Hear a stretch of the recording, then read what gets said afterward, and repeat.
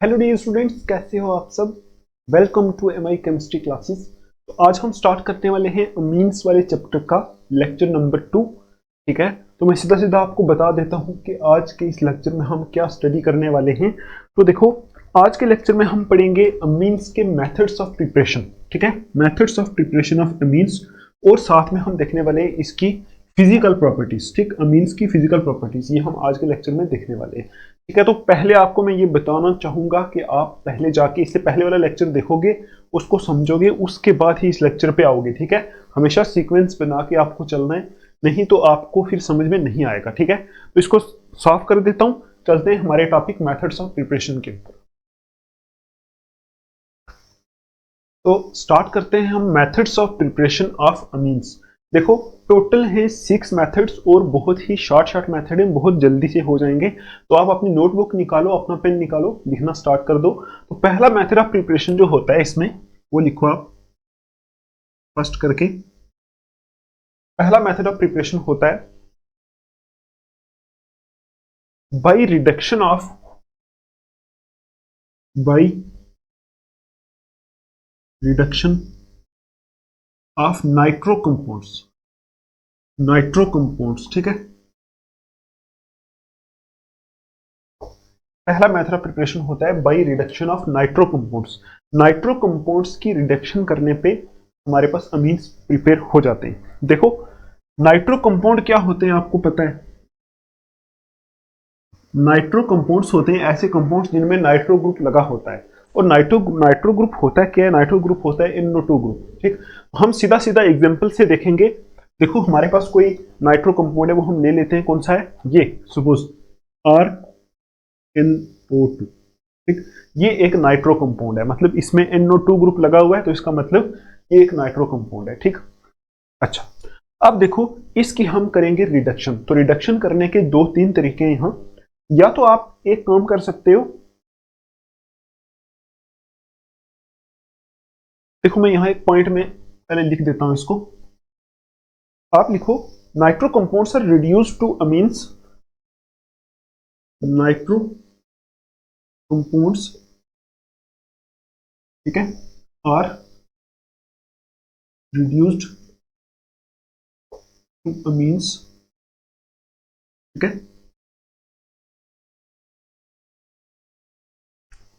देखो लिखा है nitro compounds are reduced to amines. आगे लिखो, by passing hydrogen gas H2 gas in presence of ठीक है, in presence of finely divided nickel palladium और प्लेटिनम। In presence of finely divided nickel palladium और प्लेटिनम। ठीक, तो ये पॉइंट आप सिर्फ याद रखोगे कि जो हमारे नाइट्रो कंपाउंड्स होते हैं उनको हम रिड्यूस्ड कर सकते हैं किसमें? अमीन्स में। और कैसे कर सकते हैं?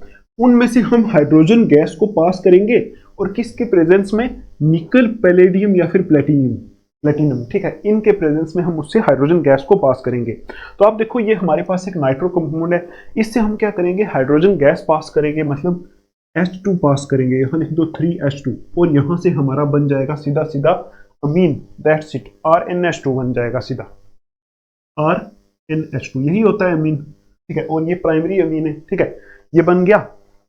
और यहां आपको लिखना है कि यहां हम निकिल या फिर प्लेटिनम या फिर पैलेडियम ये यूज कर सकते हैं। और साथ में यहां बनेगा हमारे पास वाटर प्लस 2H2O। ये देखो, यहां अमीन बन गया। तो यही था पहला method of preparation, from by reduction of nitro compounds या फिर फ्रॉम रिडक्शन। ठीक, तो नाइट्रो कंपाउंड्स की रिडक्शन करने पे ये हमारा बन जाता है। ठीक, अच्छा, अब देखो, यही जो नाइट्रो कंपाउंड्स है इनको रिड्यूस करने का यहाँ एक और भी तरीका हो सकता है। जैसे सपोज ये मैं एक नाइट्रो कंपाउंड ले रहा हूं, ये नाइट्रो कंपाउंड है, इसको मैं और तरीके से भी रिड्यूस कर सकता हूं। अगर मैं कोई मेटल ले लूं एसिडिक मीडियम में, जैसे देखो यहां मैं कोई मेटल ले रहा हूं।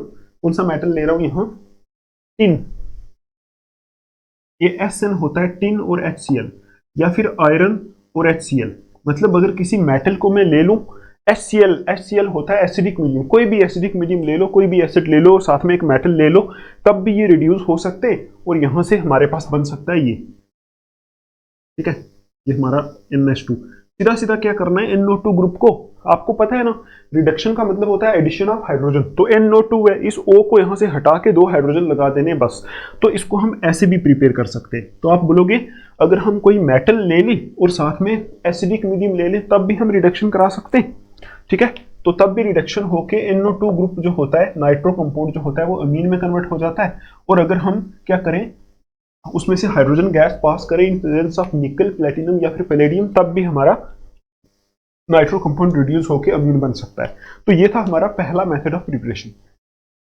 अब देखो देखते हैं दूसरा मेथड ऑफ प्रिपरेशन। तो दूसरा मेथड जो है वो थोड़ा सा इंपॉर्टेंट माना जाता है। तो आप लिखो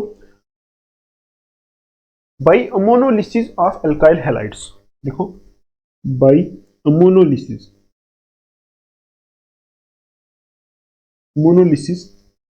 ऑफ एल्काइल हैलाइड्स, ठीक,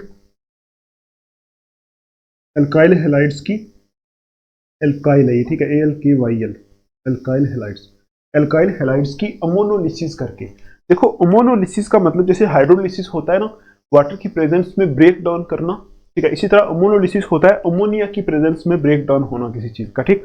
तो हम देखेंगे by ammonolysis of alkyl halides, alkyl halide की हम क्या करेंगे, अमोनोलिसिस मतलब उसकी रिएक्शन किसके साथ करेंगे, अमोनिया के साथ, तो उसमें कुछ ब्रेक डाउन होगा, तो यहां से हमारा प्रोडक्ट अमीन बनेगा, ठीक। तो आप इसमें एक लाइन लिख सकते हो,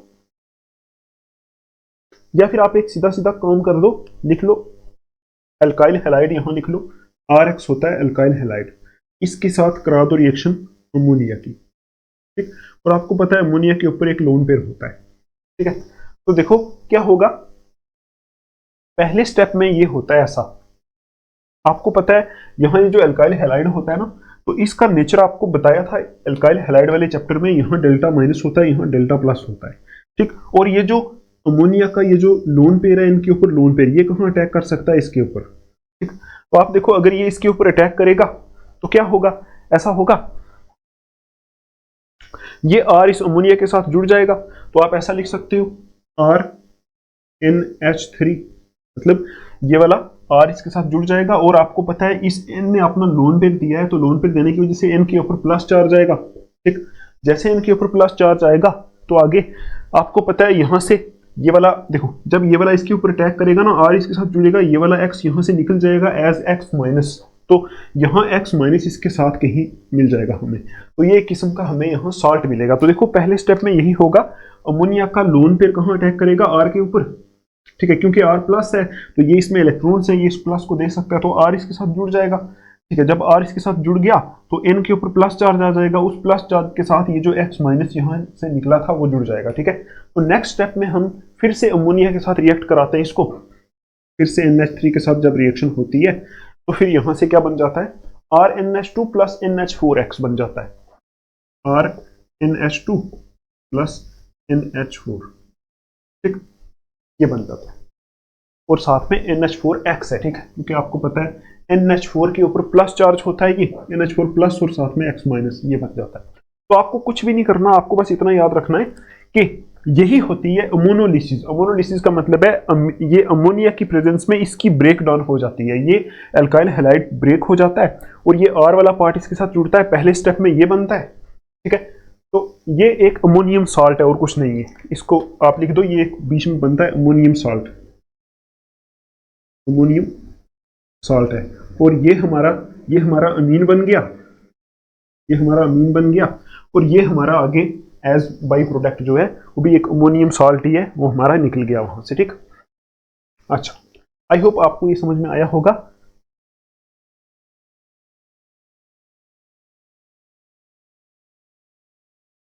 ठीक है, तो देखो एक इसके बारे में, इस रिएक्शन के बारे में एक लाइन आप ऐड कर सकते हो कि ये जो रिएक्शन होती है यहां SN2 मैकेनिज्म से रिएक्शन होती है, यहां SN, ये आपको बताया था ना मैंने, SN2 SN1 पढ़ाया था आपको, तो SN2 रिएक्शन से यहां मतलब मैकेनिज्म से यहाँ रिएक्शन होती है, SN2 मैकेनिज्म। यहाँ आप ऐसे लिख सकते हो, प्रोसीड्स बाय SN2 मैकेनिज्म, ठीक है। यहाँ लिख सकते हो reaction proceeds bye SN2 mechanism. ये जो रिएक्शन होती है ये SN2 मैकेनिज्म से होती है, ठीक। अब देखो इस रिएक्शन की एक गड़बड़ ये होती है कि यहाँ ये रिएक्शन जो होती है यहाँ 1 डिग्री अमीन पे नहीं रुकती है। देखो ये 1 डिग्री अमीन है, ये 1 डिग्री अमीन है ना, इनके साथ 2H है, एक R है, तो 1 डिग्री अमीन है, यहाँ ये रिएक्शन रुकती नहीं है। तो आप एक पॉइंट ऐड करो, the reaction does not stop at this stage. मतलब ये जो रिएक्शन होती है, the reaction does not stop, ठीक है, एट दिस स्टेज। ये रिएक्शन इस स्टेज पे नहीं रुकती, ठीक। उसके बाद लिखो primary amine further react with alkyl halide, ठीक है, halide to form 2 degree amine, ठीक है। आगे लिखो which further react with alkyl halide, with alkyl halide को RX लिख देते हैं, RX to form 3 degree amine, ठीक है, 3 डिग्री अमीन। और आगे आप लिखो एंड फाइनली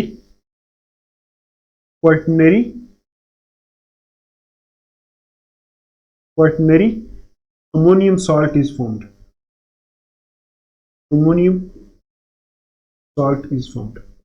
ठीक। ये जो रिएक्शन होती है, इस रिएक्शन की ये प्रॉब्लम है कि ये रिएक्शन यहाँ प्राइमरी अमीन के ऊपर नहीं रुकती, अमोनोलिसिस, ठीक है, अमोनोलिसिस ऑफ एल्काइल हैलाइड जब हम कराते ये प्राइमरी अमीन के ऊपर नहीं रुकती है, ठीक है।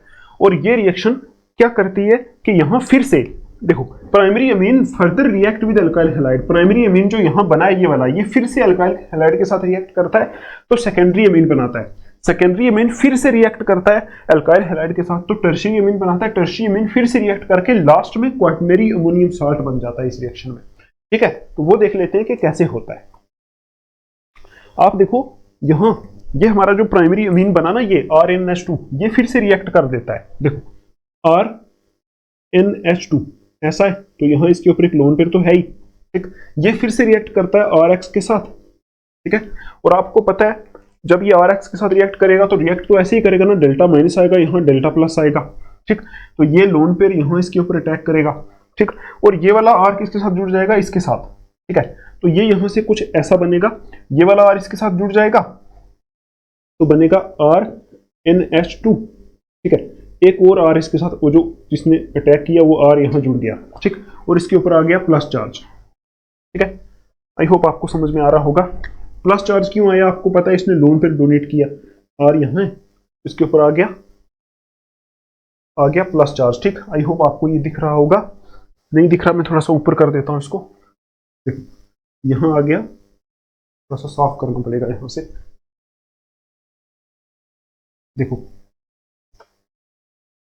यहां आ जाएगा हमारे पास RNH2 ऐसा ही है, ठीक है। और यहां दूसरा R जुड़ गया, अब देखो N के ऊपर आ गया प्लस चार्ज, क्योंकि N ने यहां अपना लोन पेयर दिया था, जब कोई लोन पेयर देता तो उसके ऊपर प्लस चार्ज आ जाता है, ठीक है। अब देखो नेक्स्ट स्टेप में क्या होगा आपको पता है, ये नाइट्रोजन के ऊपर प्लस चार्ज आ गया है, नाइट्रोजन इलेक्ट्रोनेगेटिव एलिमेंट है, इसके ऊपर प्लस चार्ज है, इसको बर्दाश्त नहीं होता ये क्या करेगा, इस एक H को निकाल लेगा। सपोज यहाँ ये 2 H थे, एक H इसके साथ जुड़ा था, एक H इसके साथ जुड़ा था, यहाँ से एक H को ये निकाल लेगा और एक H यहाँ से चला जाएगा और नाइट्रोजन का प्लस चार्ज खत्म हो जाएगा, तो बनेगा ये। अब देखो ये सेकेंडरी अमीन है, इसको हम ऐसे भी लिख सकते हैं, ये R2 ऐसे भी लिख सकते हैं, इसको देखो आपको सीधा ही कर दो ऐसे, R2NH ऐसे भी लिख सकते हैं। तो ओवरऑल हुआ क्या, इस अमीन ने, ये जो प्राइमरी अमीन बना था, इसने फिर से अल्काइल ग्रुप के ऊपर अटैक करके क्या बना दिया, सेकेंडरी अमीन। अभी ये क्या है, सेकेंडरी 2 डिग्री अमीन है, ठीक। अब ये फिर से रिएक्ट करता है किसके साथ, RX के साथ, RX के साथ फिर से रिएक्ट करता है, तो अभी क्या बना देगा, ये जो हाइड्रोजन बचा है ये भी निकल जाएगा, तो बन जाएगा R3N। अब ये बन गया 3 डिग्री अमीन, ठीक। अब ये 3 डिग्री अमीन बन गया, नेक्स्ट स्टेप में जो 3 डिग्री अमीन होता है ना, ये फिर से रिएक्ट करता है अल्काइल हैलाइड के साथ, ऐसे RX के साथ ये फिर से रिएक्ट करता है और यहाँ पे बन जाता है ऐसे, R पहले 3 था ना, तो अब भी देखो नाइट्रोजन के ऊपर लोन पेयर है, ये लोन पेयर फिर से इस R के ऊपर भी अटैक करेगा, तो R कितने हो जाएंगे 4, तो अब हो जाएगा R4N, ठीक है N। अब ये लोन पेयर देखो R4 हो जाएगा, ये वाला R इसके साथ आ जाएगा, तो ये लोन पेयर ये देगा तभी तो ये R आएगा, इसलिए इस N के ऊपर आ जाएगा प्लस चार्ज, तो R कितने हो जाएंगे 4, ठीक।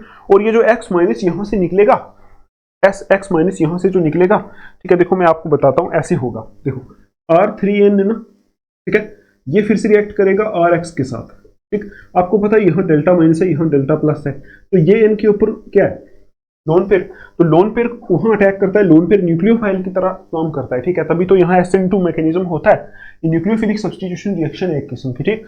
ये एक किस्म का न्यूक्लियोफाइल है, ये यहाँ अटैक करेगा इसके ऊपर, जहां इसके ऊपर अटैक करेगा ये वाली चीज यहां से बाहर निकलेगी, तो ये वाला R इसके साथ जुड़ जाएगा, पहले R3 थे अब R4 हो जाएंगे, N हो जाएगा, ये लोन पेयर इसने दिया तो इसके ऊपर प्लस चार्ज आ जाएगा, यहां से जो X माइनस बाहर निकला था वो इस N प्लस के साथ जुड़ जाएगा एज X माइनस, क्योंकि प्लस वाला माइनस के साथ जुड़ सकता है, तो ये जो लास्ट में बनता है R4N प्लस और साथ में X माइनस, X क्या है हेलोजन है, ठीक।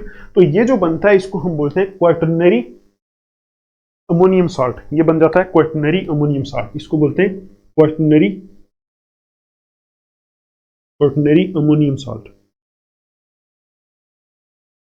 देखो क्वाटरनरी क्यों बोला इसमें जो अमोनिया है ना, ठीक है, क्वाटरनरी हो गया है वो, ठीक है, अमोनिया जो है उसने अपना ये लोन पेयर भी दे दिया है, ठीक है, और कितनी बॉन्ड्स बना रहा है, देखो 4 बॉन्ड बना रहा है यहाँ, ये X माइनस तो इसके साथ ऐसे जुड़ेगा प्लस माइनस की अट्रैक्शन की वजह से, और अमोनिया यहाँ कितनी बॉन्ड्स बना रहा है, देखो अमोनिया N जो है मोस्टली 3 ही बॉन्ड बनाता है, 3, तो यहाँ अपना लोन पेयर दे के 4th बॉन्ड भी बना रहा है, तो जहां ये वाला N 4 बॉन्ड्स बनाता है तो उसको बोलते हैं क्वाटरनरी। तो अब देखो इसको, इस वाले कंपाउंड को बोलते हैं R4N प्लस X माइनस, इसको बोलेंगे क्वाटरनरी अमोनियम साल्ट, ठीक।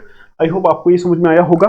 तो यही थी अमोनोलिसिस और कुछ नहीं। तो आप बोलोगे अमोनोलिसिस में क्या होता है, अमोनोलिसिस में अमोनिया क्या करता है, अटैक करता है अल्काइल ग्रुप के ऊपर, अल्काइल ग्रुप को ब्रेक कर देता है, तब भी इसको बोला है अमोनोलिसिस, मतलब ब्रेक डाउन, लिसिस का मतलब ही होता है ब्रेक डाउन, तो break down in presence of ammonia is called ammonolysis, ठीक।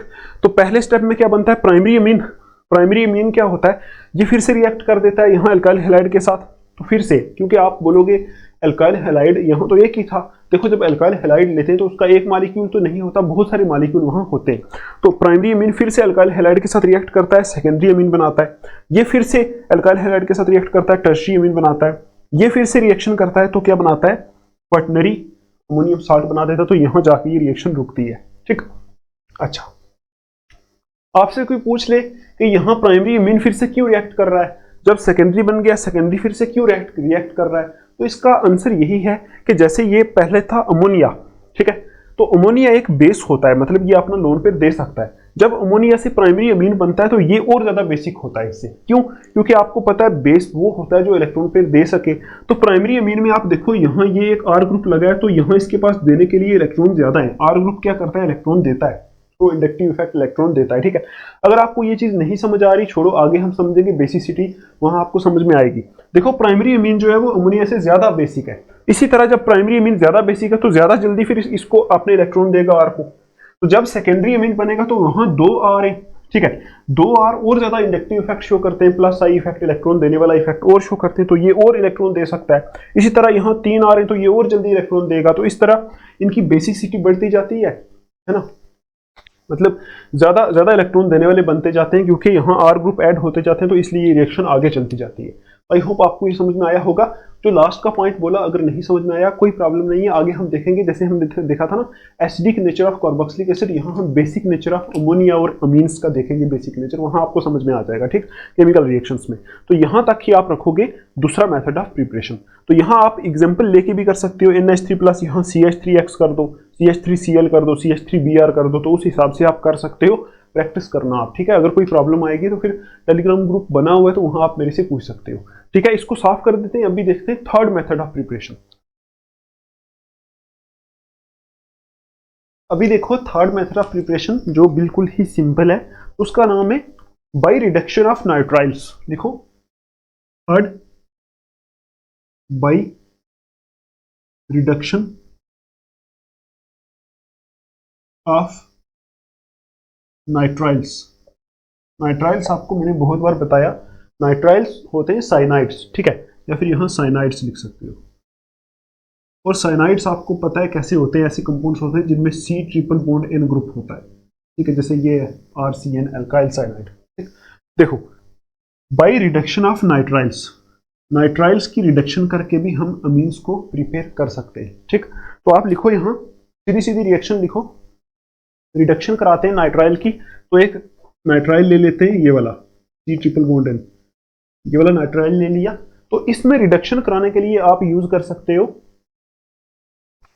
एरो के ऊपर लिखो एक रिड्यूसिंग एजेंट। रिड्यूसिंग एजेंट आप यहां यूज करोगे hydrogen in presence of palladium, देखो H2 इन प्रेजेंस ऑफ, देखो ये H2 इन प्रेजेंस ऑफ निकल हम यूज करते हैं, पैलेडियम नहीं, निकल। या फिर आप LiAlH4 ये भी यूज कर सकते हो, कोई भी रिड्यूसिंग एजेंट यहां यूज करना है, ठीक है, क्योंकि हम क्या करा रहे हैं, हम रिडक्शन करा रहे हैं, रिडक्शन कराने के लिए रिड्यूसिंग एजेंट यूज होता है, ठीक है, तो कोई भी आप यूज कर सकते हो। और यहां आप ये भी यूज कर सकते हो H2 in presence of platinum, ये भी यूज कर सकते हो, ठीक है, आपकी मर्जी, कोई भी रिड्यूसिंग एजेंट यूज करो।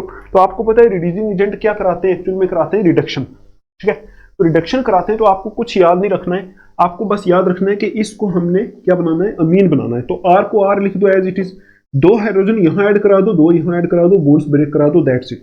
देखो CH2 हो जाएगा, NH2 हो जाएगा, तो बन गया अमीन, कुछ भी नहीं। ये नाइट्राइल है, नाइट्राइल के बीच में रिडक्शन करानी है आपको, रिडक्शन कराने से क्या होगा, 2 हाइड्रोजन यहां इस कार्बन के साथ 2 हाइड्रोजन ऐड करा दो, 2 हाइड्रोजन नाइट्रोजन के साथ ऐड करा दो, तो बन गया 1 डिग्री अमीन, यही कराना था हमें, ठीक, बिल्कुल सिंपल। अच्छा, इसमें देखो आप हाइड्रोजन और प्लेटिनम भी यूज कर सकते हो, hydrogen in presence of platinum. हम यहाँ एग्जांपल ले लेते हैं, देखो अगर हम यहाँ ले लें कोई नाइट्राइल, सपोज यहाँ इसके पीछे लगी हुई है बेंजीन रिंग, ये ऐसा भी ले सकते हैं, ठीक, तो ये लगी है, तो अब क्या करना है आपको, कुछ भी नहीं करना, बेंजीन रिंग तो उसको तो कुछ हमने किया ही नहीं, हमने आगे CH2 NH2 कर देना है, दैट्स इट, इतना करना है। देखो आपको पता है जब रिडक्शन कराएंगे यहाँ C के साथ H2, N के साथ H2 लगाना है, बस हो गया काम, ठीक है। तो ऐसे आप क्या करा सकते हो, नाइट्राइल की रिडक्शन करा सकते हो। कोई रिड्यूसिंग एजेंट ले लो, जैसे हाइड्रोजन इन प्रेजेंस ऑफ निकल, hydrogen in presence of platinum, या फिर LiAlH4 ले सकते हो, और भी आप यूज कर सकते हो, यहाँ बहुत सारे, लेकिन इतने आपके लिए काफी है, ठीक। ऐसे आप क्या करोगे, नाइट्राइल की रिडक्शन करा के अमीन्स की प्रिपरेशन करोगे। अभी देखते हैं फोर्थ मेथड, ये बिल्कुल सिंपल था ना, फोर्थ मेथड, ठीक है। फोर्थ मेथड है by reduction of amides, by reduction of amides. Amides की रिडक्शन करा के भी आप क्या कर सकते हो, अमीन को बना सकते हो, ठीक है। तो अमाइड होते क्या है, अमाइड होते हैं एसिड अमाइड, तो आप लिखोगे अमाइड ये होते हैं हमारे RCONH2, ये होते हैं अमाइड, इनको एसिड अमाइड भी बोलते हैं, ठीक है। इनकी रिडक्शन कराओगे, देखो इनकी रिडक्शन कराने के लिए आपको क्या करना पड़ेगा, ले लो या तो LiAlH4, ये रिड्यूसिंग एजेंट लिया, साथ में वाटर डाल दिया H2O, साथ में पहले स्टेप में LiAlH4 के साथ कराना है, नेक्स्ट स्टेप में वाटर डालना है, ठीक। या फिर आप ऐसा भी कर सकते हो, अगर कोई ऐसा कंपाउंड है, सपोज इसी की एग्जांपल ले लेते, ये CONH2 ये वाला है, तो यहाँ ये हमारा एसिड अमाइड है एक किस्म का, R की जगह हमने बेंजीन रिंग ले ली, तो यहाँ आप ये भी कर सकते हो, LiAlH4 in presence of ether भी डाल सकते हो, और नेक्स्ट स्टेप में आप क्या करोगे, वही वाटर के साथ रिएक्ट कराओगे। ये रिएक्शंस हैं, आप बोलोगे इनकी तो समझ नहीं आती है, ये रटने वाली है, देखो ये रिएक्शंस आपको एज इट इज याद रखनी पड़ती है, क्योंकि ये जो रिएक्शन है इनका मैकेनिज्म जो होता है आप बड़ी क्लासेस में पढ़ोगे। आपको पता है हम ऑर्गेनिक केमिस्ट्री जैसे पढ़ते आ रहे हैं, हम तो ऐसे ही पढ़ते हैं, मेथड्स ऑफ प्रिपरेशन, प्रॉपर्टीज, ठीक है, physical properties, chemical properties, uses. तो कुछ ऐसी रिएक्शन है जिनका मैकेनिज्म आपके सिलेबस में अभी है, वो मैं आपको कराता हूँ, लेकिन कुछ ऐसी रिएक्शन है जिनका मैकेनिज्म आपके सिलेबस में अभी नहीं है, अगर मैं कराऊंगा तो आपको समझ नहीं आएगा, ठीक। तो इसलिए जो है कुछ रिएक्शंस ऐसी होती है जो खुद आपको याद रखनी पड़ती है किसी न किसी तरीके से, ठीक। तो हमारी जब ये रिवीजन चलेगी, जो हमारे जब पूरे चैप्टर खत्म हो जाएंगे, मैं रिवीजन भी कराऊंगा, आपको इंपॉर्टेंट क्वेश्चंस भी बताऊंगा, तो उस हिसाब से चलेंगे तो आपका पूरा जो सिलेबस है वो कवर भी हो जाएगा, प्रिपरेशन भी होगी आपकी, आप टेंशन मत। तो हम कुछ ऐसा भी करेंगे कि आपके टेस्ट भी लिए जाए, ठीक है, तो फिर आपकी प्रिपरेशन पूरी होगी। देखो हमने क्या किया यहाँ, हमने अमाइड की रिडक्शन करनी है। रिडक्शन करना आपको पता होना चाहिए इतना कि रिडक्शन होता क्या है। रिडक्शन होता है एडिशन ऑफ हाइड्रोजन। रिडक्शन कराने के लिए क्या लेते हैं, रिड्यूसिंग एजेंट लेते हैं, इसी तरह ऑक्सीडेशन कराने के लिए ऑक्सीडाइजिंग एजेंट लेते हैं, ठीक है। थोड़ा सा भी बेस होगा तो आपको समझने में प्रॉब्लम नहीं आएगी, ठीक है। अब देखो इसमें आपको कुछ भी नहीं करना है, ये हमारा एसिड अमाइड है। आपको पता है एसिड अमाइड क्या होता है, मैंने बताया था। एसिड का डेरिवेटिव होता है सी डबल बॉन्ड, वो तो ऐसे ही रहता है, NH2 कर लेते हैं उसके आगे लगा देते हैं, ये होता है एसिड अमाइड। तो इसको हम RCO ऐसे भी लिखते हैं, RCONH2 ऐसे भी लिखते हैं। आप देखो कि जब हम इस अमाइड की रिडक्शन कराएंगे तो रिडक्शन होता है एडिशन ऑफ हाइड्रोजन, यही होता है, या फिर रिमूवल ऑफ ऑक्सीजन, ये होता है ना। रिडक्शन की डेफिनेशन होती है एडिशन ऑफ हाइड्रोजन या रिमूवल ऑफ ऑक्सीजन। तो आप देखो ये यहाँ ऑक्सीजन है, इस ऑक्सीजन को यहाँ रिडक्शन में हटा देते हैं, ये जो दो बॉन्ड्स हैं दोनों के साथ एक एक H लगा दो, दैट्स इट, ये होगी इसकी रिडक्शन एसिडमाइड की। तो क्या बन जाता है यहाँ देखो, RCH2NH2 बन जाता है, नहीं, बस यही करना है आपको। यहाँ देखो अमाइड है तो यहाँ CO है, तो CO को हटा के, क्योंकि डबल बॉन्ड O है, O को हटा के दोनों दोनों बॉन्ड्स के साथ HS लगा दो, तो क्या बन जाएगा यहाँ से RCH2NH2। यही प्रोडक्ट है इसका, तो यही हमारा आंसर भी है। तो यही हमारा अमीन बन भी गया। हमने क्या कराई, रिडक्शन कराई, और कुछ करना ही नहीं है। इसमें भी देखो ये सिर्फ CO है ना, जो इस O को हटा के H2 लगाना है, बस नीचे तो वैसे ही बेंजीन रिंग रहेगी, उसको हमने कुछ नहीं करना, CH2NH2 कर देना है, दैट्स इट। तो ये हो गई हमारी अमाइड की रिडक्शन, तो ये हमारा बन गया अमीन, ठीक। देखो 4 मेथड ऑफ प्रिपरेशन कितने आसान थे, हमने कितनी आसानी से कर लिए। आप थोड़ा सा ही अगर याद रखोगे तो आपको आ जाएगा, ठीक है, ऐसा नहीं कि कुछ मुश्किल है, ठीक, सब कुछ आसान है। अब देखो ये हमारे थे 4 मेथड, 2 मेथड हमारे बचते हैं, वही 2 मेथड इंपॉर्टेंट थे, वही एग्जाम में पूछे जाते हैं, ठीक है। तो आप एक काम करो, इसको लिखो, तो फिर हम 5th मेथड जो है वो यहाँ स्टडी कर लेते हैं, ठीक है। इसको थोड़ा सा साफ करना पड़ेगा यहाँ से, ठीक है। आप अभी लिखो 5th मेथड ऑफ प्रिपरेशन, इसको यहां से लाइन लगा देते हैं। 5 वाला है हमारा गैब्रियल थैलीमाइड सिंथेसिस, सबसे important, Gabriel phthalimide, phthalimide synthesis, ये हमारा मेथड ऑफ प्रिपरेशन है, तो बोलते हैं गैब्रियल थैलीमाइड सिंथेसिस, ठीक। तो ये एक रिएक्शन होती है, ठीक है। गैब्रियल किसी साइंटिस्ट का नाम होगा। इसमें देखो हम करते क्या है, देखो सबसे इंपॉर्टेंट चीज है कि इसमें पहले हमें ये जानना है कि हम इसमें करते क्या है। देखो मैं एक लाइन में आपको बता देता हूं इसमें होता क्या है इस रिएक्शन में, तो आप लिखो थैलीमाइड। थैलीमाइड एक कंपाउंड होता है, PHTHALI जैसे आपको मैंने बताया था थैल्डिहाइड, थैलिक एसिड, इसी तरह थैलीमाइड जो होता है कंपाउंड होता है, उसको हम क्या कराते हैं, इथेनोलिक पोटेशियम हाइड्रोक्साइड के साथ ट्रीटमेंट कराते हैं, on treatment with alcoholic, alcoholic KOH के साथ इसकी ट्रीटमेंट हम कराते हैं, ठीक है। वही लिखा है phthalimide on treatment with ethanolic potassium hydroxide और फॉर्म्स, आगे लिखो, देखो ये एल्कोहलिक है ना, तो यहां एल्कोहल हम इथेनॉल यूज करते हैं, तो इसलिए इसको हम इथेनोलिक लिख देते हैं, ethanolic, ethanolic. Phthalimide on treatment with ethanolic KOH forms, लिखो forms potassium salt of phthalimide, लिखो यहां forms potassium, potassium salt of phthalimide, PHTHALIMID, इसको थैलीमाइड नहीं पढ़ना है, थैलीमाइड, ठीक है। अच्छा अब देखो फिर क्या होता है, यहां लिखो which on heating with, which on heating with alkyl halide, alkyl halide ठीक है, आगे लिखो फॉलोड बाय एल्कलाइन हाइड्रोलिसिस। ठीक है, followed by alkaline hydrolysis produces primary amine, produces primary amine. ठीक है, बस इतना ही आपको याद रखना है, दैट्स इट। तो ये आप एक बार पढ़ो, मैं फिर आपको कराता हूं आगे।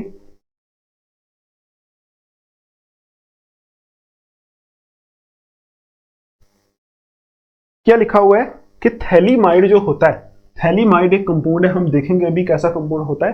Phthalimide on treatment with ethanolic KOH, phthalimide की जब हम ट्रीटमेंट करते हैं मतलब रिएक्शन कराते हैं अल्कोहलिक KOH के साथ, तो क्या बनता है, पोटेशियम सॉल्ट ऑफ थैलीमाइड बनता है, जिसको हम जब हीट करते हैं अल्काइल हैलाइड के साथ, तो यहां क्या बनता है, बनता है अल्काइल, मतलब आगे उसकी हम अल्कलाइन हाइड्रोलिसिस भी करेंगे तो यहां से हमारा प्राइमरी अमीन बनेगा।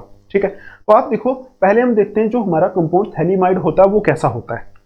ठीक है, तो थैलीमाइड ऐसा होता है, देखो ये रिएक्शन है, ये हमारी बेंजीन रिंग होती है। ठीक है, और यहां इस तरफ लिखो, ऐसे बॉन्ड लगा के लिखना है C डबल बॉन्ड O, इसी तरह नीचे भी bond C double bond O ऐसे लिखना है। ठीक है, उसके बाद आपको यहां लिख देना है, दोनों को मिला के यहां लिख देना है NH। ये होता है हमारा कंपाउंड, इसको बोलते हैं थैलीमाइड। ठीक, थैलीमाइड बोलते हैं इसको। अब देखो इसकी रिएक्शन किसके साथ करानी है आपको, KOH के साथ। यहां लिखा था ना इथेनॉलिक मतलब अल्कोहलिक KOH, तो यहां लिख दो KOH।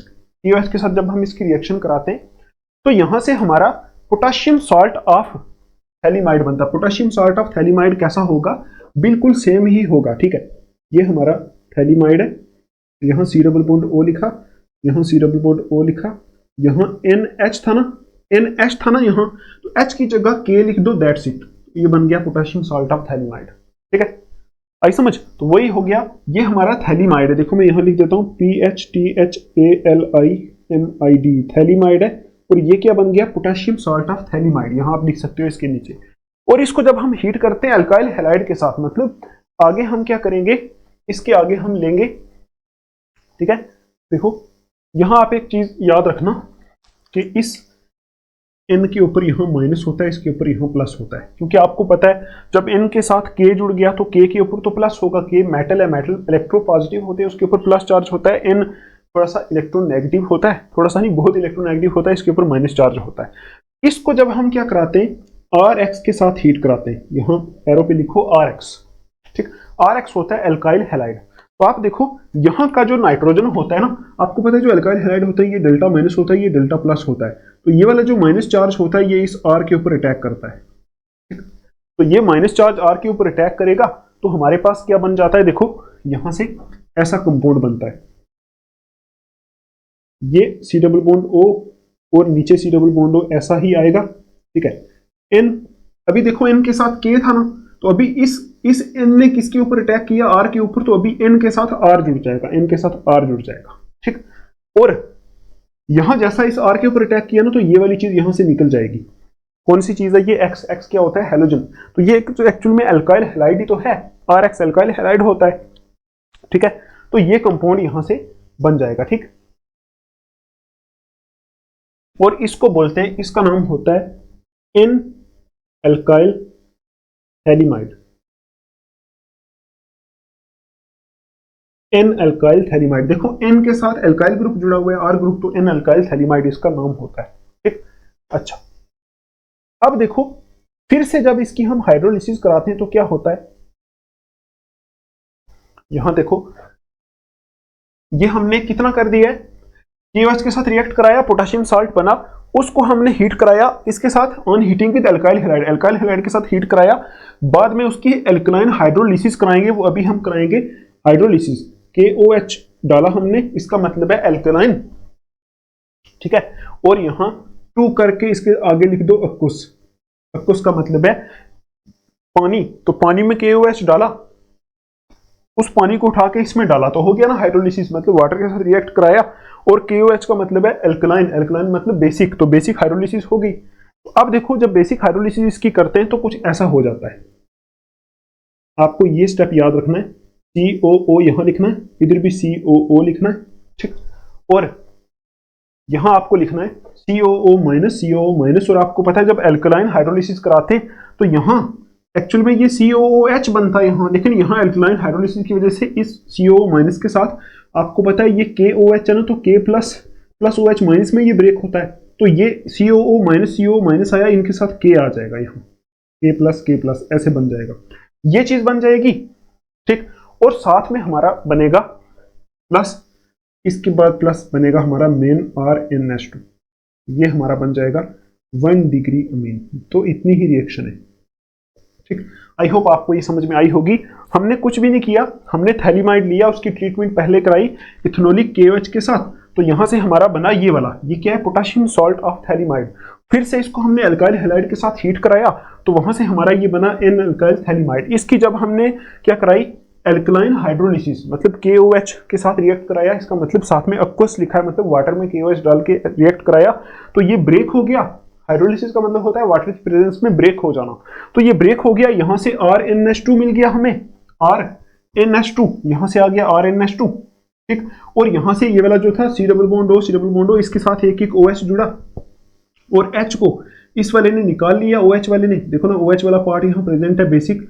देखो एक्चुअल में यहाँ कुछ ऐसा हुआ होगा, देखो मैं आपको बताता हूं, देखो आप ऐसे समझ सकते हो, सिर्फ समझाने के लिए आपको बता सकता हूं, जैसे हमने हाइड्रोलिसिस कराई ना, तो वहां हाइड्रोलिसिस कराई हमने H और OH के साथ रिएक्ट, हाइड्रोलिसिस का मतलब यही होता है वाटर, तो वाटर में H प्लस और OH माइनस होता है, तो यहाँ देखो इस OH ने यहाँ अटैक किया होगा, ठीक, और इस OH ने यहाँ भी अटैक किया होगा, तो आप सोचो जब ये OH यहाँ अटैक करेंगे, ये यहाँ से बॉन्ड टूट जाएंगी, ठीक। ये टूटी, जब यहाँ से ये टूटी, तो ये N के साथ ये इधर बॉन्ड है, इधर बॉन्ड है, इन दोनों बॉन्ड के साथ देखो यहाँ कुछ डेल्टा प्लस चार्ज होगा, यहाँ कुछ डेल्टा माइनस होगा, तो जब OH माइनस ने यहाँ अटैक किया, OH माइनस ने यहाँ अटैक किया, तो ये वाली बॉन्ड दोनों टूट गई, तो इन दोनों के साथ HH जुड़ गया, ये वाला H था ना, ये वाला H इसके साथ और ये वाला H इसके साथ जुड़ गया, ठीक, तो बन गया RNH2, ठीक है, तो वो हमारा ये बन गया RNH2 1 डिग्री अमीन, ठीक है। उसके बाद देखो ये जो C डबल बॉन्ड O, इसके साथ क्या जुड़ा होगा, यहाँ OH, तो ये एसिड बन गया कार्बोक्सिलिक एसिड, यहाँ से भी COH जुड़ा होगा, तो आप देखो एक्चुअल में यहाँ कुछ ऐसा हुआ होगा, मतलब पहले ये बना होगा C double bond O OH, इधर भी C double bond O OH बना होगा। अब देखो हमने एल्कलाइन हाइड्रोलिसिस कराई, तो एल्कलाइन में OH माइनस होने की वजह से OH माइनस ने क्या किया, इस H को यहाँ से निकाल लिया, क्योंकि OH माइनस बेसिक होता है, तो बेस क्या करता है, ये हाइड्रोजन आपको पता है कार्बोक्सिलिक एसिड में हमने देखा था ये हाइड्रोजन एसिडिक होता है, तो एसिडिक चीज बेसिक के साथ बड़ी आसानी से रिएक्ट कर जाती है, मतलब बेस जो होता है इस हाइड्रोजन को निकाल लेता है, तो बेस ने इसको निकाल दिया हाइड्रोजन को, तो जब इसको निकाल दिया तो यहाँ CO के ऊपर माइनस, यहाँ भी माइनस आ गया, इस माइनस के साथ यहाँ इस सॉल्यूशन में K प्लस प्रेजेंट था, तो यहाँ K लग गया, तो ओवरऑल जो कंपाउंड बन गया ऐसा बन गया, बेंजीन रिंग के ऊपर COOK प्लस ऐसा हो गया, ठीक। तो हमने इतना नहीं दिखाना है आपको, बस समझाने के लिए बोला था, समझा रहा हूं आपको, तो यहां से ओवरऑल बना हमारा RNH2 1 डिग्री अमीन बन गया, ठीक। तो आई होप आपको ये समझ में आया होगा। देखो ऊपर जो वर्डिंग लिखी है उसमें भी हमने यही लिखा है, ठीक है। अच्छा, उसके बाद आप देखो यहां से सिर्फ 1 डिग्री अमीन ही बनता है, ये आप याद रखना, यहां से सिर्फ 1 डिग्री अमीन बनता है, और एक लाइन आप और ऐड कर लो, इसमें सिर्फ एलिफेटिक अमीन जो होते हैं वही बनते हैं, एरोमेटिक नहीं बन सकते। देखो यहां पे एक लाइन ऐड करो,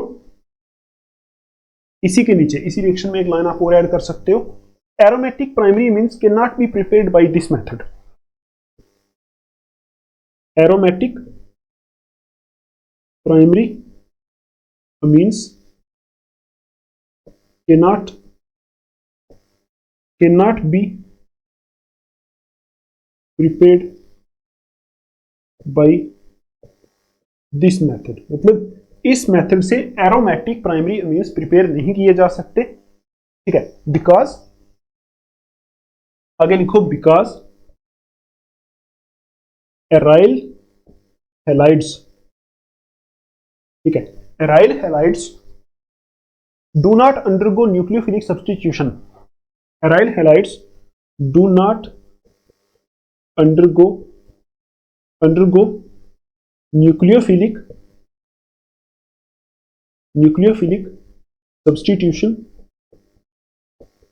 दिख रहा है आपको न्यूक्लियोफिलिक सब्स्टिट्यूशन, आई होप आपको ये दिख रहा होगा, with the anion formed by thalidomide, with the anion formed by thalidomide, anion formed by thalidomide, ये आप याद रखना। ये वाला आगे टेक्स्ट बुक के ऊपर एक क्वेश्चन भी है, देखो ये आप लिख लो, मैं थोड़ा सा नीचे इसको करता हूं, देखो इसको आप लिखो, लिख लिया आपने। अब देखो यहां लिखा है कि इस मेथड के अंदर क्या लिखा हुआ है, एरोमेटिक प्राइमरी अमीन्स के not be prepared by this method, मतलब इस मेथड से एरोमेटिक प्राइमरी अमीन्स प्रिपेयर नहीं किए जा सकते, ठीक है, एरोमेटिक प्राइमरी अमीन्स इस मेथड से प्रिपेयर नहीं किए जा सकते, because aryl halides do not undergo nucleophilic substitution with the A9 formed by phthalimide. ठीक है, देखो आप ये बताओ मुझे, अगर हमें एरोमेटिक अमीन यहां से प्रिपेयर करने होते तो यहां हमने जो RX लिया था ना, RX, ठीक, ये RX जो है इसकी जगह हमें ARX लेना पड़ता, क्योंकि आपको पता है यही RX जो है यही आगे जाके अमीन में कन्वर्ट हुआ है, मतलब ये जो R हमने लिया था ये R जब इसके साथ अटैच हुआ तो यही पार्ट अमीन के साथ कन्वर्ट हुआ है, अमीन की जगह कन्वर्ट हुआ है यही R वाला पार्ट। तो अगर हमें एराइल, देखो अगर हमें क्या बनाना पड़ता है, यहां से एरोमेटिक प्राइमरी अमीन्स जो होते वो बनाने पड़ते, तो यहां हमें इस RX की जगह लेना पड़ता ये वाला X, ऐसा, ठीक, ऐसा लेना पड़ता। और आप देखो अगर ऐसा हम ले लेते, अगर हम ऐसा ले लेते तो यहां आपको पता है इसमें एक प्रॉब्लम होती है, इसमें प्रॉब्लम ये होती है कि देखो ये वाला जो अनाइन है ना, ये वाला, इसको कहां अटैक करना पड़ता, फिर इसके इस कार्बन के ऊपर, देखो इस कार्बन के ऊपर, ठीक, तो आपको पता है इस कार्बन के ऊपर अटैक करना मुश्किल है, जब इस कार्बन के ऊपर अटैक करेगा, ठीक है, तो देखो इसमें कुछ और सिस्टम आ जाता है, और सिस्टम क्या आ जाता है कि ऐसे केस में हमारी जो रिएक्शन होती है वो SN1 मैकेनिज्म से जाती है, ऐसे केस में कुछ मतलब स्टेरिक फैक्टर वगैरह काम आते हैं, तो ऐसे केस में SN1 से जाती है, तो ऐसे यहां अटैक नहीं हो सकता इस कार्बन के ऊपर, क्योंकि अगर यहां अटैक होता तो पहले हमारी जो रिएक्शन है ये एक किस्म की, देखो ना ये एक किस्म की न्यूक्लियोफिलिक सब्स्टिट्यूशन रिएक्शन है ना, न्यूक्लियोफिलिक सब्स्टिट्यूशन रिएक्शन, ये न्यूक्लियोफाइल की तरह एक्ट कर रहा है, तो न्यूक्लियोफिलिक सब्स्टिट्यूशन रिएक्शन है, इसलिए क्या होता, इस कार्बन को यहां से X यहां से ब्रेक होना पड़ता, तो ब्रेक होना पड़ता तो इसके ऊपर प्लस चार्ज आ जाता यहां, तो इसके ऊपर माइनस चार्ज आ जाता, फिर ये इसके ऊपर अटैक करता। लेकिन ये चीज जो होती है आपको पहले मैंने बताया था पहले चैप्टर में, ये जो अनाइन होता है ना बेंजीन रिंग के ऊपर प्लस चार्ज, ये बहुत ही अनस्टेबल होता है, अनस्टेबल हो जाता है ये अनाइन, ठीक, तो ये अनस्टेबल हो जाता है, इसलिए आप ये याद रखोगे कि इस मेथड से प्राइमरी एरोमेटिक अमीन्स जो होते हैं वो नहीं बन सकते, ठीक, देखो यहां लिखा है aromatic primary amines can not be prepared by this method, इस मेथड से एरोमेटिक प्राइमरी अमीन्स नहीं बन सकते, because aryl halides do not undergo nucleophilic substitution with the A9 formed by phthalimide, मतलब ये जो थैलिमाइड ने जो एनाइन बनाया था ये वाला, इसके साथ एराइल हैलाइड जो होते हैं वो न्यूक्लियोफिलिक सब्स्टिट्यूशन रिएक्शन नहीं करते, ठीक है, क्योंकि इनमें कुछ SN1 किस्म का होता है, आपको पता है, तो SN1 किस्म का जब होता है तो ये जो आयन होता है इसके ऊपर प्लस चार्ज आ जाता है, तो ये अनस्टेबल हो जाता है। तो दूसरा आप ये भी बोल सकते हो, ठीक है, ये भी बोल सकते हो कि इसमें ये वाला ग्रुप भी बड़ा है, ये वाला ग्रुप भी बहुत बड़ा है, ठीक है, और ये वाला ग्रुप भी बहुत बड़ा है, सपोज अगर हम ये ले भी लेते, ठीक है, ये ले भी लेते अगर हम, तो इसको यहां अटैक करना था इस कार्बन के ऊपर, यही डेल्टा प्लस वाला कार्बन है, डेल्टा माइनस, तो ये ग्रुप बहुत बड़ा है, ये भी बहुत बड़ा है, तो इसमें आपस में ये पास ही ना आ पाते, स्टेरिक हिंड्रेंस हो जाती, ठीक है, ये ग्रुप बहुत बड़े बड़े हैं तो पास ना आ पाते, तो यहां ये अटैक नहीं कर पाता, तो इसलिए यहां से एरोमेटिक वाले अमीन जो होते हैं वो नहीं बन सकते, सिर्फ कौन से अमीन बन सकते हैं, सिर्फ एलिफैटिक प्राइमरी अमीन यहां से बन सकते हैं, और ये मेथड होता है यहां से सिर्फ प्राइमरी अमीन ही बनते हैं, तो आप ये याद रखोगे गैब्रियल थैलिमाइड सिंथेसिस ऐसा, तो ये वाली लाइन आप जो लिखी है, मैंने जो लिखी है आप पढ़ोगे तो आपको समझ में आएगा। अगर कोई भी प्रॉब्लम इस मेथड में आती है आपको, तो आप एक बार खुद लिखो, इसको प्रैक्टिस करो, तो ये वाला जो क्वेश्चन है ऐसा एक टेक्स्ट बुक में क्वेश्चन भी है कि इस मेथड से प्राइमरी एरोमेटिक अमीन्स क्यों नहीं बनते, तो आप इसका आंसर ये लिख सकते हो। अगर नहीं समझ में आता तो टेलीग्राम पे मुझे मैसेज करके आप अपनी डाउट मुझे बता सकते हो, मैं वहां आपकी हेल्प 100% करूंगा, ठीक है। तो अब यही था हमारा method Gabriel phthalimide synthesis, most important method है, यहां से आपको 1 मार्क्स का 2 मार्क्स का पूछा जा सकता है, एक्सप्लेन गैब्रियल थैलिमाइड सिंथेसिस, ठीक है, ये आप पक्का याद रखना, ठीक। अच्छा, अब देखो ये था हमारा 5th मेथड, अभी एक ही मेथड ऑफ प्रिपरेशन बच गया है 6th वाला, ठीक, वो भी बहुत इंपॉर्टेंट है, तो इसको मैं साफ कर देता हूं पहले, फिर हम देखते हैं 6th वाला मेथड ऑफ प्रिपरेशन। तो अभी देखो जो सिक्स्थ मेथड ऑफ प्रिपरेशन है वो होता है, देखो वो होता है एक रिएक्शन होती है, उसके थ्रू हमारा प्रिपरेशन होता है अमीन का, ठीक है। तो यहाँ जैसे गैब्रियल सेलीमाइड रिएक्शन थे, इसी तरह सिक्स में भी एक रिएक्शन होती है, उसका नाम होता है हॉफमैन ब्रोमोमाइड डिग्रेडेशन रिएक्शन, ठीक है। आप लिखो HOF MANN Hoffmann bromamide degradation reaction, ठीक है।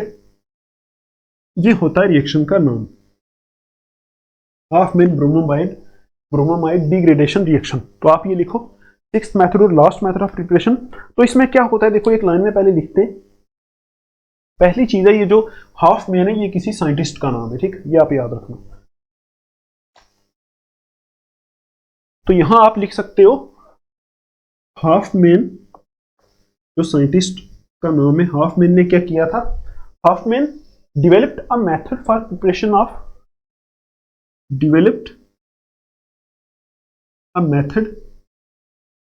ठीक है, फॉर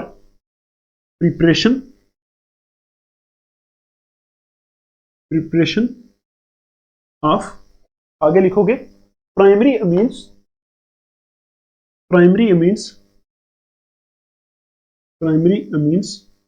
ठीक है, by treating an amide with bromine, by treating an amide with bromine, ठीक है। अच्छा, एक लाइन आप और ऐड करो, आगे लिखो इन एन अक्वस,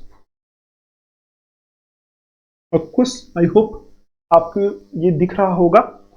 इन एन, ये यहां मैंने लिखा है treating an amide with bromine in aqueous और ethanolic solution of sodium hydroxide, aqueous और इथेनोलिक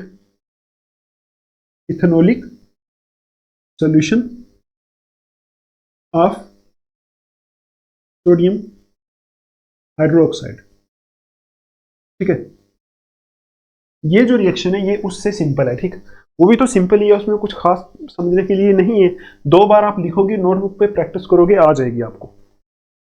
अच्छा, अब देखो इसमें ये जो हमने वर्डिंग लिखी है इसको समझते हैं कि हॉफमैन साइंटिस्ट ने डेवलप किया था एक मेथड ऑफ प्रिपरेशन, किसके लिए, प्राइमरी अमीन ही यहां प्रिपेयर होते हैं, बस प्राइमरी अमीन की प्रिपरेशन के लिए मेथड किया था डिस्कवर, ठीक है।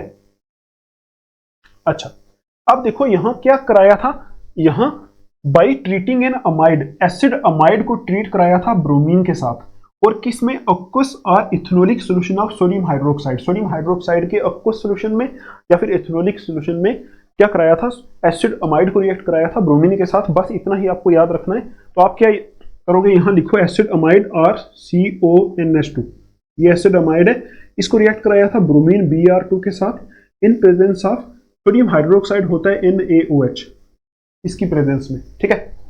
अच्छा, अब देखो यहां 4 लिख दो, ये ओवरऑल तीनों रिएक्ट कराए थे और यहां से बना क्या था, यहां मैं लिख देता हूं, आप सीधा एरो लगा के आगे लिखोगे रिएक्शन है ये। तो यहां से बना था हमारा RNH2, देखो इसको हम ऐसे भी लिख सकते हैं, यहां से मैं एरो लगाऊं ऐसे करके, इसके बाद ऐसे लिखूंगा, ठीक। तो लिखो RNH2, यहां से बनता है अमीन RNH2 प्लस Na2CO3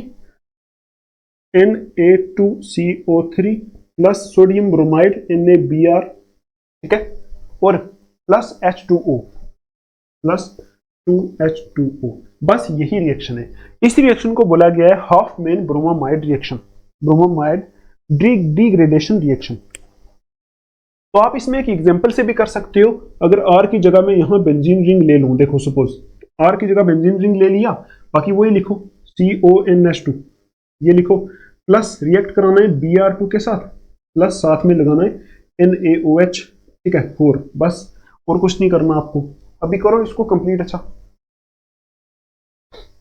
तो आपको पता है यहां से क्या होगा, RNH2 है ना, मतलब R ही रहेगा, ये वाला तो ग्रुप ऐसे ही रहेगा, ये ग्रुप CO, ये CO ग्रुप यहां से हट रहा है एक्चुअल में, बस और कुछ नहीं। तो CO ग्रुप यहां से हट जाएगा, देखो ओवरऑल रिएक्शन में क्या हो रहा है, ये हमने जो एसिडोमाइड लिया था यहां से बन रहा है RNH2, तो इसमें क्या हो रही है, डिग्रेडेशन हो रही है, मतलब ब्रेक डाउन हो रही है। इस R और NH2 के बीच में से CO ग्रुप हमारा जा रहा है, ठीक है, और कुछ नहीं आपको याद रखना। तो COH ग्रुप जा रहा है, तो बस आप क्या करोगे, बेंजीन रिंग यहाँ लिखोगे, तो वहां से CO ग्रुप को निकाल दो, तो क्या बचेगा, NH2 ही बचेगा, तो यहाँ लिख दो, ये एनिलीन बन गया है।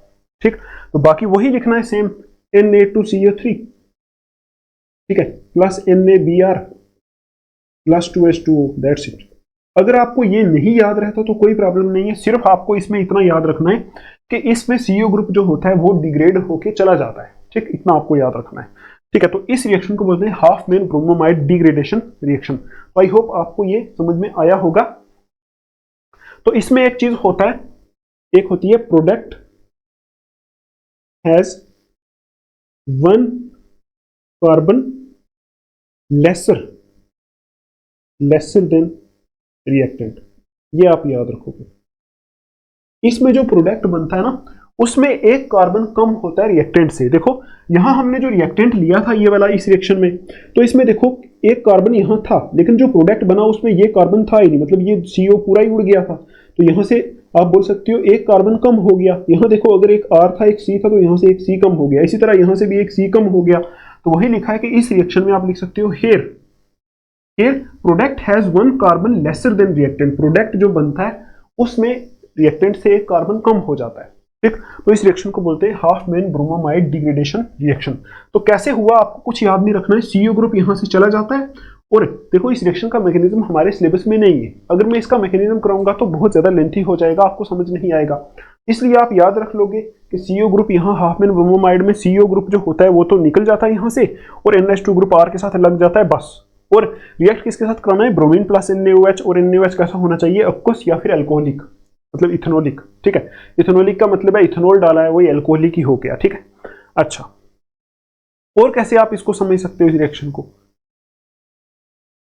और अपना तरीका भी आप अप्लाई कर सकते हो। तो यहां आप देखो, यहां ऐसे भी समझ सकते हो कि यहां से क्या हुआ, CO यहां से निकल गया, ठीक, और CO जब यहां से निकला तो इसका एक O इसका, और एक COA ये वाला CO। देखो एक्चुअल में यहां क्या है, देखो मैं आपको बताता हूं, ऐसे बना होगा, CO ये वाला निकला यहां से, उसके बाद Na2 यहां इसके साथ जुड़ गया। देखो यहां 4 Na लिए थे ना, तो 2 Na यहां से इसके साथ जुड़ के, मतलब 2 सोडियम यहां जुड़ गए, CO यहां से निकला, तो यहां से OH है, तो OH में से देखो ना 4 OH है, तो 2 OH में से यहां से निकले होंगे 2 ऑक्सीजन, तो 2 ऑक्सीजन वो और 1 ऑक्सीजन ये, तो बन गया Na2CO3, सोडियम कार्बोनेट बन गया। प्लस देखो 2 सोडियम यहां यूज हो गए, तो 1 सोडियम पीछे बचा। ठीक है, मतलब 2 सोडियम यहां से यहां यूज हो गए, 1 सोडियम अभी प्रेजेंट है, तो वो वाला सोडियम, और यहां से एक Br जुड़ के बन गया NaBr। तो ऐसे करके आप जो है आगे इसको याद रख सकते हो। तो आई होप आपको ये रिएक्शन समझ में आई होगी। आपको सिर्फ याद यही रखना है कि CO ग्रुप यहां से निकल जाता है, NH2 लग जाता है, 1 कार्बन लेसर प्रोडक्ट बनता है। तो यही था हमारा half main bromamide degradation method of preparation of amines, और यहां से सिर्फ प्राइमरी अमीन्स ही बनते हैं। ठीक, तो आई होप आपको ये मेथड्स ऑफ प्रिपरेशन जो है वो समझ में आए होंगे। ठीक है, तो फिर हम आगे चलते हैं, फिजिकल प्रॉपर्टीज देख लेते हैं। ये मेथड ऑफ प्रिपरेशन हमारे इतने ही थे, तो इसको मैं सॉल्व करता हूँ, आप लिख लो इसको, फिर देखते हैं फिजिकल प्रॉपर्टीज। और फिजिकल प्रॉपर्टीज जो है मैं पूरी एक बार लिख लेता हूँ, फिर आपको समझाऊंगा बिल्कुल सिंपल करके। तो अभी देख लेते हैं फिजिकल प्रॉपर्टीज ऑफ अमीन्स। ठीक है, देखो फिजिकल प्रॉपर्टीज में हम 3 ही चीजें देखेंगे। एक तो देखेंगे फिजिकल स्टेट एंड स्मेल, ठीक है, उसके बाद देखेंगे बॉइलिंग पॉइंट्स, और उसके बाद देखेंगे सोलबिलिटी। ठीक है, बिल्कुल आसान चीज है।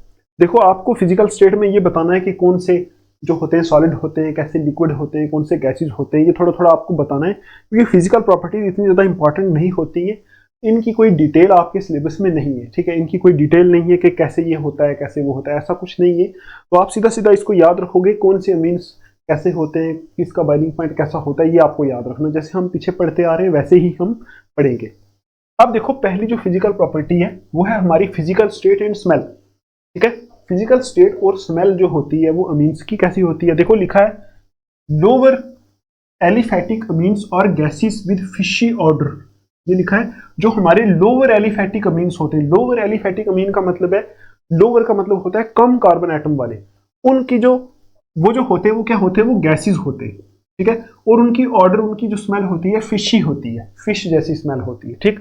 नेक्स्ट पॉइंट में देखो, प्राइमरी अमीन्स विद 3 और मोर कार्बन एटम, मतलब प्राइमरी अमीन्स जिसमें 3 या 3 से ज्यादा कार्बन एटम होते, ठीक है, वो लिक्विड होते और liquid in higher ones are solid, और बाकी हायर जो अमीन्स होते हैं सारे सॉलिड्स होते हैं, ठीक है।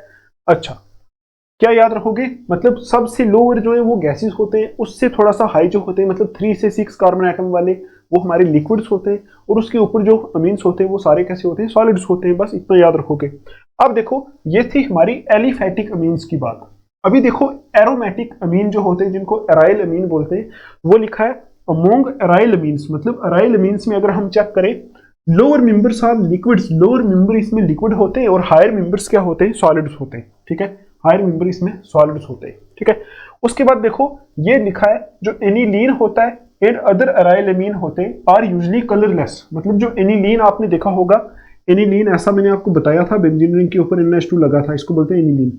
एनिलीन और बाकी जो एराइल अमीन होते हैं वो यूजुअली तो कलरलेस होते हैं, लेकिन यहां लिखा है but get coloured on storage due to atmospheric oxidation.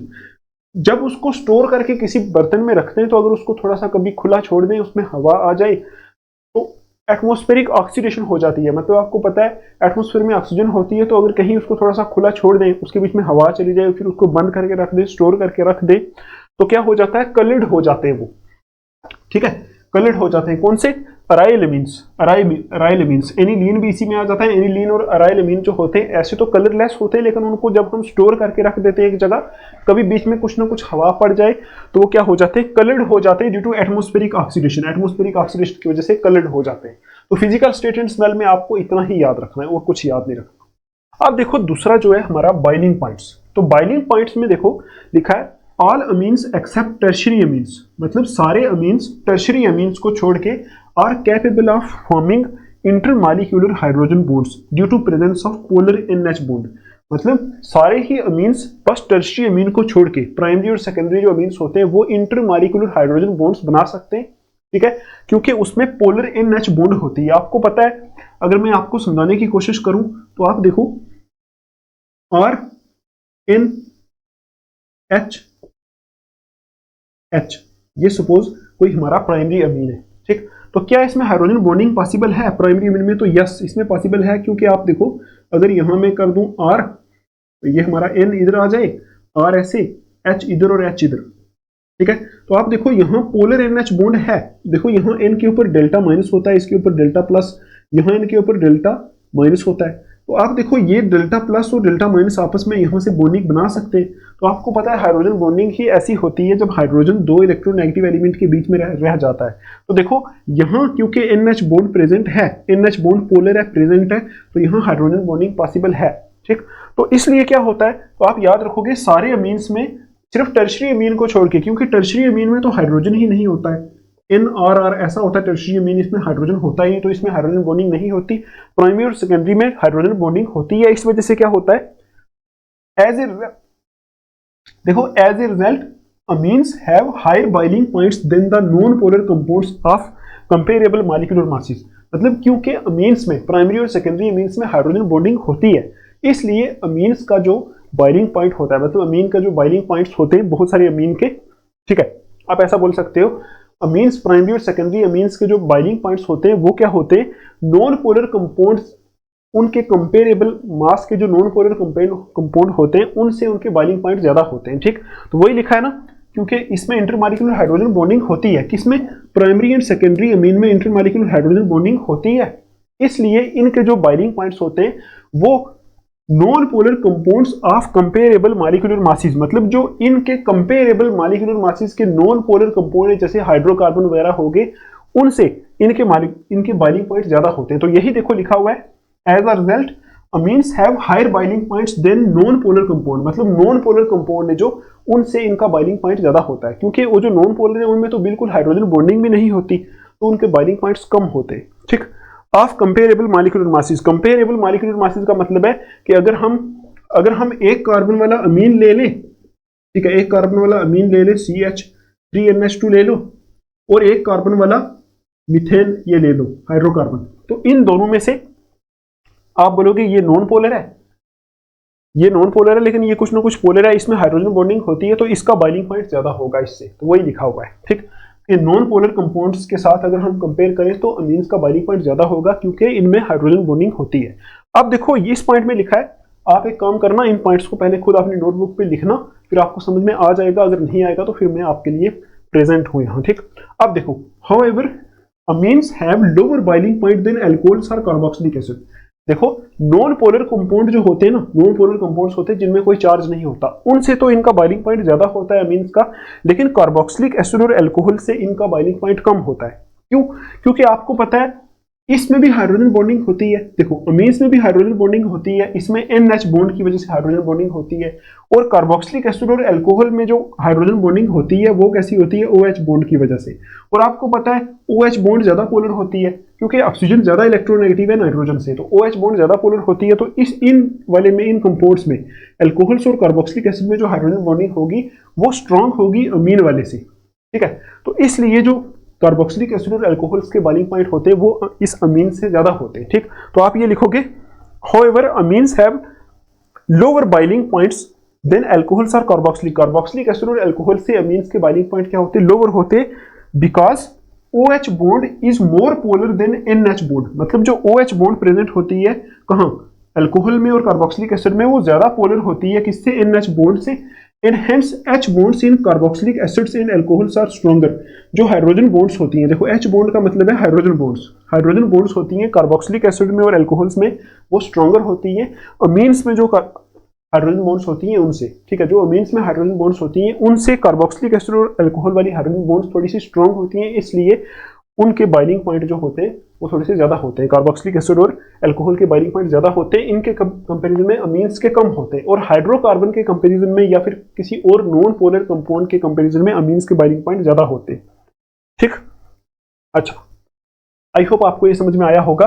अभी देखो सॉल्युबिलिटी। सॉल्युबिलिटी देखो, aliphatic amines of lower molecular masses are soluble in water. मतलब जो एलिफेटिक अमीन्स होते हैं लोअर मॉलिक्यूलर मास वाले, एलिफेटिक आपको पता ही है, 12th पढ़ते हो आप, एलिफेटिक ऐसा ही हो गया जिसके साथ अल्काइल ग्रुप लगा है। ठीक है, वो हमारे पानी में सॉल्युबल होते हैं, वाटर में वो सॉल्युबल होते हैं एलिफेटिक अमीन्स। क्यों? क्योंकि वो वाटर के साथ हाइड्रोजन बॉन्डिंग बना सकते हैं। जैसे देखो, अगर मैं आपको बताऊं, देखो ये हमारा NH किसी अमोनिया का है, तो यहाँ वाटर देखो, ये वाटर है। ठीक, तो देखो वाटर के इस ऑक्सीजन के ऊपर डेल्टा माइनस है, यहाँ इसके ऊपर डेल्टा प्लस है, तो ये हाइड्रोजन वाटर के इस ऑक्सीजन के साथ हाइड्रोजन बॉन्ड बना सकता है। तो इसका मतलब लोअर एलिफेटिक अमीन जो होते हैं वो वाटर में सॉल्युबल होते हैं। लेकिन जैसे जैसे अमीन्स का मॉलिक्यूलर मास बढ़ता जाता है तो उसका कार्बन चेन बढ़ता जाता है, तो कार्बन चेन जो होता है वो ऑर्गेनिक पार्ट होता है, वो हाइड्रोफोबिक होता है। ठीक है, वो वाटर के साथ मतलब इंटरैक्ट नहीं करता, वाटर को रिपेल करता है। तो जैसे जैसा हाइड्रोफोबिक पार्ट बढ़ता जाता है, मतलब अमीन्स का साइज जो होता है बढ़ता जाता है, मॉलिक्यूलर मास बढ़ता जाता है, ऐसे ऐसे उनमें क्या होता है, वाटर में सॉल्युबल होने की कैपेसिटी कम होती जाती है। वही यहाँ लिखा है कि aliphatic amines of lower molecular masses are soluble in water. मतलब लोअर मॉलिक्यूलर मास वाले जो एलिफेटिक अमीन्स है वो पानी में सॉल्युबल होते हैं। With increase in molecular mass, जैसे जैसे मॉलिक्यूलर मास बढ़ता है, हाइड्रोकार्बन पार्ट बिकम्स लार्जर। जो हाइड्रोकार्बन वाला पार्ट होता है वो बड़ा होता जाता है। And solubility decreases in water, solubility पानी में घटती रहती है। ठीक है, क्योंकि हाइड्रोकार्बन वाला पार्ट जो होता है वो ऑर्गेनिक होता है। ठीक है, वो वाटर में डिसॉल्व नहीं होना चाहता, तो अमीन्स की सॉल्युबिलिटी पानी में घटती रहती है। ठीक, higher amines are more soluble in less polar solvents like ether, benzene, ETC। जो हायर अमीन्स होते हैं, बड़े ज्यादा कार्बन वाले, ठीक है, वो पानी में बहुत कम सॉल्युबल होते हैं। और लेस पोलर सॉल्वेंट में, लेस पोलर सॉल्वेंट जैसे ईथर, बेंजीन, ये ऑर्गेनिक सॉल्वेंट है। मतलब देखो ये ऑर्गेनिक कंपाउंड है तो ऑर्गेनिक सॉल्वेंट्स में ही डिसॉल्व होंगे। तो यही लिखा है कि हायर अमीन जो होते हैं वो लेस पोलर सॉल्वेंट में डिसॉल्व होते हैं। लेस पोलर सॉल्वेंट में जाते हैं, जैसे ईथर हो गया, बेंजीन हो गया, इनमें डिसॉल्व होते हैं, क्योंकि ये कंपाउंड ऑर्गेनिक है तो ऑर्गेनिक में ही सही से डिसॉल्व हो सकता है। ठीक, ऑर्गेनिक को अगर आप इनऑर्गेनिक में डिसॉल्व करोगे वो सही से डिसॉल्व नहीं हो सकता। तो ये थी हमारी इसकी फिजिकल प्रॉपर्टीज। तो 3 है, अगर आपसे पूछ ली जाए तो आप लिख सकते हो। ठीक है, तो आप इसको लिख लो, कोई प्रॉब्लम आती है तो पूछ सकते हो। तो हमारा ये लेक्चर यहाँ तक ही रहेगा। कल हम देखेंगे केमिकल रिएक्शंस ऑफ अमीन्स। पूरी एक ही वीडियो बनाऊंगा, सारी की सारी केमिकल रिएक्शंस वहां ही स्टडी कर लेंगे। तो कल हमारा अमीन वाला पार्ट जो है वो खत्म हो जाएगा। तो आप इसको लिखो, तैयारी करो, प्रैक्टिस करो, कोई प्रॉब्लम आती है पूछो। हम मिलेंगे नेक्स्ट वीडियो में, तब तक के लिए आप अपना ध्यान रखो। Take care, thanks for watching.